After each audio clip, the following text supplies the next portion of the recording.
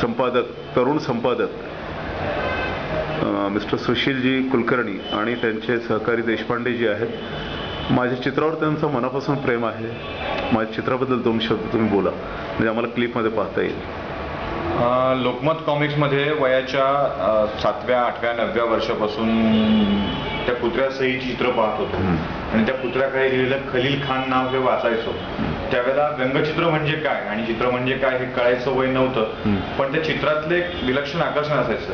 म्हणून पहिल्यांदा फुकट मिळणारा अंक रोज घ्यायचो. त्यानंतर शनिवारी 2 रुपये 3 रुपये 5 रुपये असं करता करता त्याची किंमत वाढत गेली. 10 रुपयापर्यंत गेलं ते, पण ते विकत घेणं सोडलं नाही कधी. इतकं त्या चित्राचं विलक्षण आकर्षण त्या वयात वाटत होतं. त्या रेषांची जादू पुढे कळायला लागली ती वय वाढत गेल्यावर. आणि ही चित्र खरोखरच म्हणजे असं वाटतं की ते आपल्या मनातलं बोलतायत असं ते नेहमी वाटतं आणि कळतं. म्हणजे आज खरं या निमित्ताने त्यांच्याशी बोलताना आणि त्यांच्यासोबत आता एक संपादक म्हणून आपल्या दैनिकाचं चित्र घेताना म्हणजे वयाच्या 8व्या 9व्या वर्षी खलील खानांच्या चित्र वाचतानाचा आनंद आणि आज संपादक म्हणून त्यांची चित्र घेतानाचा आनंद, त्या दोन्हीमध्ये मी खरं तर खूप खुश आहे. म्हणजे हा प्रवास आता त्या चित्रांच्या गमतीतला सुरू झालेला प्रवास आता कुठे टप्प्यावर यायला लागला असं वाटायला. बिलकुल बिलकुल. लॉट ऑफ थँक्स, बहुत बहुत शुक्रिया, धन्यवाद. देशपांडेजी 2 शब्द तुम्ही बोला.